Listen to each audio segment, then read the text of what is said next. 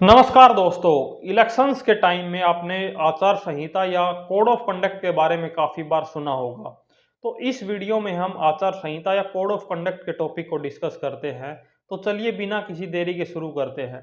तो सबसे पहला और बेसिक क्वेश्चन तो यही उठता है कि आचार संहिता या कोड ऑफ कंडक्ट होता क्या है।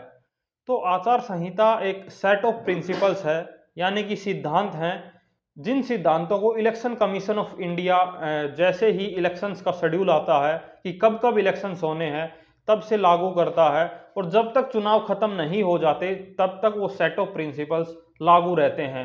और ये सेट ऑफ प्रिंसिपल्स जो हैं इनकी कोई स्टैट्यूटरी बैकिंग नहीं है, यानी कि इनको इम्प्लीमेंट करने के लिए कोई भी देश में कानून नहीं है कि इनका उल्लंघन होगा तो ये सजा हो सकती है या इस कानून का उल्लंघन होगा। लेकिन फिर भी जितने भी स्टेक होल्डर्स हैं इलेक्शंस के, उन सभी में एक सहमति है और सबने इसको खुश होकर अपनाया हुआ है। अगर स्टेक होल्डर्स की बात करें तो जैसे political parties, election commission of India, court या देश की जनता, ये सभी स्टेक होल्डर्स हैं और इन्होंने अपनी मर्जी से, स्वेच्छा से इस मॉडल कोड ऑफ कंडक्ट के प्रिंसिपल्स को अपनाया हुआ है। अब नेक्स्ट पॉइंट आता है कि इस आचार संहिता को क्यों लागू किया जाता है या इसके पीछे क्या कारण है। तो इसके पीछे काफ़ी इंपॉर्टेंट रीजंस हैं जिसके चलते इलेक्शन कमीशन ऑफ इंडिया या चुनाव आयोग इसको इम्प्लीमेंट करते हैं।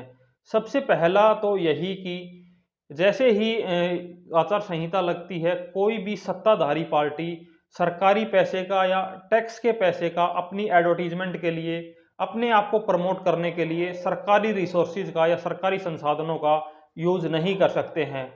इसके अलावा अगर कोई भी सरकारी जैसे उनको अकोमोडेशन दिया गया है, कोई घर दिया गया है, तो उसको किसी पब्लिक गैदरिंग के लिए या फिर अपने कैंपेन के लिए कोई भी सत्ताधारी पार्टी यूज नहीं कर सकती है।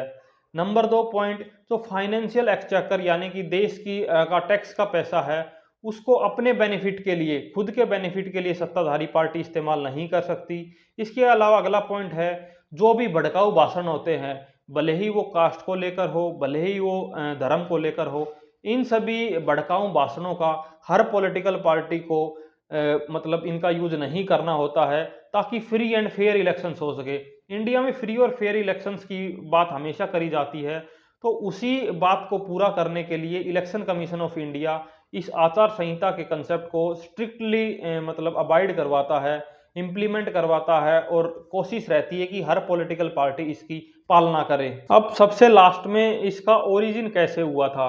तो सबसे पहले इंडिया में 1960 में, यानी कि 1960 में, जब केरला के असेंबली इलेक्शंस हुए थे, उस समय पे इस मॉडल कोड ऑफ कंडक्ट को एक माइनर लेवल पे देखा गया था। उसके बाद 1968 के जब मिड टर्म चुनाव हुए थे, उस समय इस मॉडल कोड ऑफ कंडक्ट को इलेक्शन कमीशन ऑफ इंडिया ने लागू किया।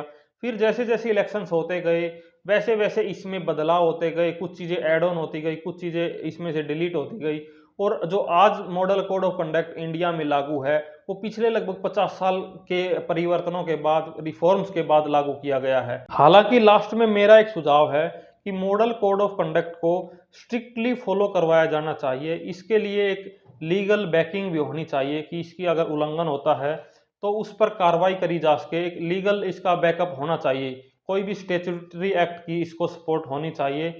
बाकी आपको इसके बारे में क्या कहना है, आपकी क्या राय है, आप कमेंट बॉक्स में बता सकते हैं।